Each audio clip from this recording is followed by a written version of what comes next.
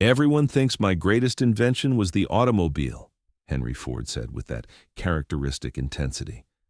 But my greatest invention was the $5 a day wage. He leaned forward. I paid my workers double the industry standard, and everyone said I would go bankrupt. Instead, I created the first consumer class in history. My workers became my customers. That's not charity.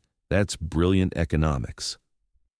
Tonight, I'm having dinner with Henry Ford, the man who didn't just revolutionize transportation, he transformed how the entire world thinks about manufacturing, labor, and mass consumption.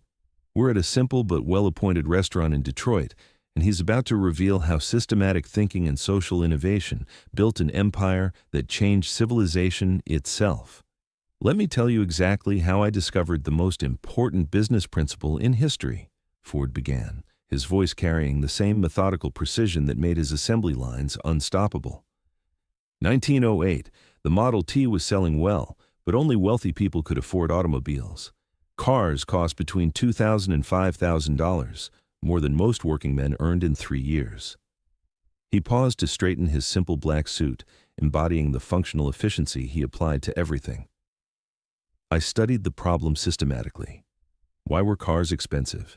Because each automobile was essentially handcrafted by skilled mechanics working slowly on individual vehicles, complex, time-consuming, requiring extensive expertise. But I saw something different. Transportation isn't luxury, it's necessity. Every human being needs to move from place to place efficiently. If I could make automobiles as affordable as horses, I could transform how humanity functions. But that required completely reimagining how manufacturing works. 1913, Highland Park plant. I implemented the moving assembly line, not just for final assembly, but for every component. Instead of skilled workers building entire cars, specialized workers performed single tasks repeatedly as vehicles moved past their stations. Ford's strategic thinking reflected the same systematic approach that revolutionized industry. The efficiency gains were extraordinary. Time to build one Model T dropped from 12 hours to 93 minutes. But efficiency alone wouldn't democratize transportation. I needed to solve the labor problem that no manufacturer had ever addressed systematically. Most factory owners treated workers as expenses to minimize. I realized workers were potential customers to cultivate. If I paid workers enough to buy the products they made, I could create self-sustaining demand for my automobiles. January 5, 1914, I announced the $5 a day wage, more than double the industry standard of $2.30 per day. Business leaders across America said I had lost my mind. Ford is destroying capitalism by paying workers too much. The first course arrived, simple but high-quality food that reflected Ford's philosophy of functional excellence. The results proved my economic theory. Workers who could afford Model Ts became Model T customers. Higher wages attracted the best workers, reduced turnover, increased productivity, and created loyal customers who could afford our products. But the real breakthrough was understanding that mass production requires mass consumption. You cannot build efficiently for small markets. High-volume manufacturing only works if high-volume purchasing exists. I had to create the market that could absorb mass production. The $5 a day wage wasn't just about Ford workers. It forced other manufacturers to increase wages to compete for labor. Higher wages across all industries created broader purchasing power that could support mass-produced goods. By 1920, average American industrial wages had doubled, largely because companies needed to match Ford's labor rates. I had accidentally engineered the creation of America's middle class through systematic wage increases. Ford's notebook contained detailed calculations showing the mathematical relationship between wages, productivity, and market demand. The numbers were irrefutable. Higher wages increased production costs by 40%, but increased productivity by 60% and expanded markets by 200%. Every dollar invested in worker wages generated $3 in additional revenue through efficiency and market growth. Model T sales exploded from 10,000 units in 1909 to 1.8 million units in 1923. Price dropped from $950 to $290, while quality improved dramatically. Mass production enabled mass affordability, which enabled mass prosperity. But the social transformation was more important than business success. For the first time in human history, working people could afford the products they manufactured. Industrial workers became consumers, not just laborers. The automobile democratized American society in ways I never anticipated. Rural families could access urban markets and services. Urban workers could live in suburbs. Regional economies became national economies as transportation barriers disappeared. Ford paused to consider the broader implications of his innovations. The assembly line principle revolutionized manufacturing across all industries. Appliances, furniture, clothing, food processing, every manufacturer adopted systematic mass production that reduced costs while increasing quality and availability. Standardization became the foundation for modern industrial society. Interchangeable parts, standardized processes, predictable quality, mass distribution. These concepts seem obvious now, but they required completely reimagining how human economic activity functions. The River Rouge plant represented the ultimate expression of vertical integration. We didn't just assemble automobiles. We controlled every stage from raw materials to finished vehicles.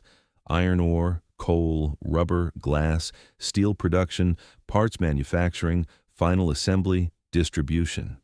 Controlling the entire supply chain eliminated inefficiencies, reduced costs, ensured quality, and provided security against market disruptions. Instead of depending on hundreds of suppliers, we became our own supplier for everything except basic raw materials. The main course featured hearty American fare that reflected the era's optimism and abundance. The global impact exceeded my expectations. Ford manufacturing plants in every major country spread assembly line techniques worldwide. European, Asian, and South American manufacturers adopted systematic mass production that increased living standards globally. But the real innovation was proving that high wages and low prices could coexist through systematic efficiency improvements. Most business thinking assumed you had to choose between paying workers well or charging customers little. Mass production eliminated that false choice.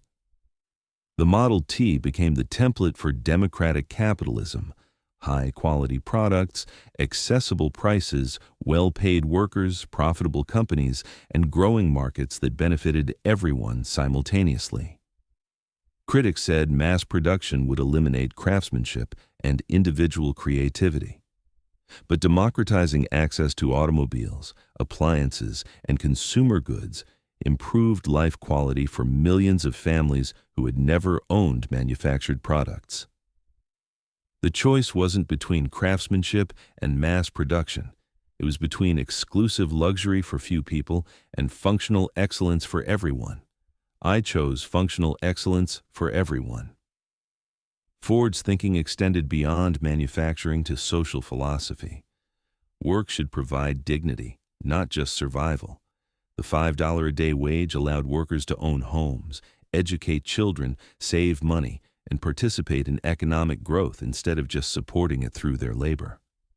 But systematic efficiency required systematic worker development. We provided English language education, financial planning training, and social services that helped immigrants and rural workers adapt to industrial employment. The goal wasn't just productive workers. It was productive citizens who could contribute to and benefit from economic progress. Human development and industrial development had to advance together.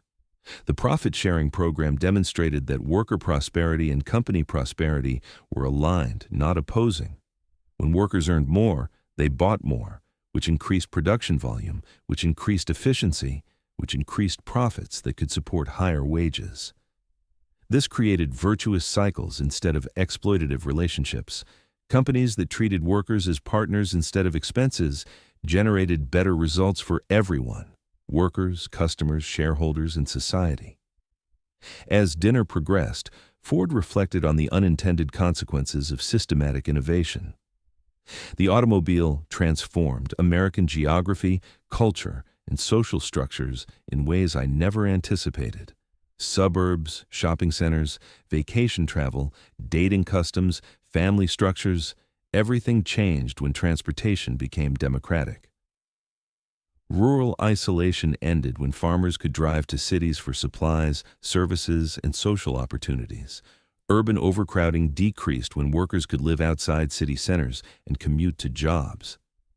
Women gained unprecedented freedom and independence when they could drive themselves instead of depending on men or public transportation for mobility.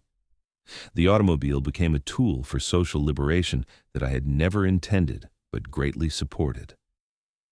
Young people could escape parental supervision and community oversight through automobile travel. This created new social dynamics that older generations found concerning, but represented natural human desires for autonomy and exploration. The economic ripple effects were enormous. Gas stations, repair shops, parts suppliers, road construction, tourism, drive-in businesses. The automobile created entire industries that employed millions of people who had never worked in automotive manufacturing. Ford's vision extended far beyond automobiles to systematic social improvement. The Dearborn Independent newspaper was my attempt to promote systematic thinking about social and economic problems. Education, agriculture, small business development, international trade, all areas where systematic approaches could improve human welfare. The trade school and technical education programs we developed trained workers not just for Ford employment, but for skilled positions throughout American industry. Human capital development was as important as financial capital development. Agricultural mechanization followed the same principles as automotive manufacturing. Tractors, combines, and farm equipment applied mass production techniques to food production, reducing costs while increasing output and quality. The goal was systematic abundance, efficient production of everything people needed for good lives, distributed at prices working people could afford, supported by wages that enabled broad prosperity. As dinner concluded, Ford summarized his philosophy of democratic industrial development. The greatest mistake business leaders make is thinking that keeping prices high and wages low maximizes profits. Actually, making products affordable and wages adequate maximizes markets, which maximizes long-term profits. Short-term thinking optimizes quarterly results. Systematic thinking optimizes generational results. The $5 a day wage didn't just make Ford profitable, it made American capitalism sustainable by creating consumers who could afford mass-produced goods. Mass production without mass consumption leads to overproduction and economic instability. Mass consumption without mass production leads to inflation and scarcity. Both have to develop together through systematic planning. The real lesson isn't about automobiles or manufacturing. It's about understanding that business success and social progress aren't competing goals. They're complementary objectives that require systematic integration. When I started Ford Motor Company, I wanted to build reliable, affordable transportation. I accidentally discovered how to build sustainable prosperity for entire societies through systematic application of democratic principles to industrial processes. The secret wasn't just making things efficiently. It was making the right things efficiently and distributing the benefits broadly enough to create stable, growing markets that could support continued innovation and improvement. This evening with Henry Ford demonstrated that the greatest industrial innovations aren't just about technology or efficiency. They're about systematically aligning business success with social progress in ways that create sustainable prosperity for everyone involved. Don't forget to subscribe and check out the other videos to hear the most private dinner conversations where billionaires reveal their deepest secrets. Which part inspired you the most? Drop it in the comments. Let's figure out how to become billionaires together.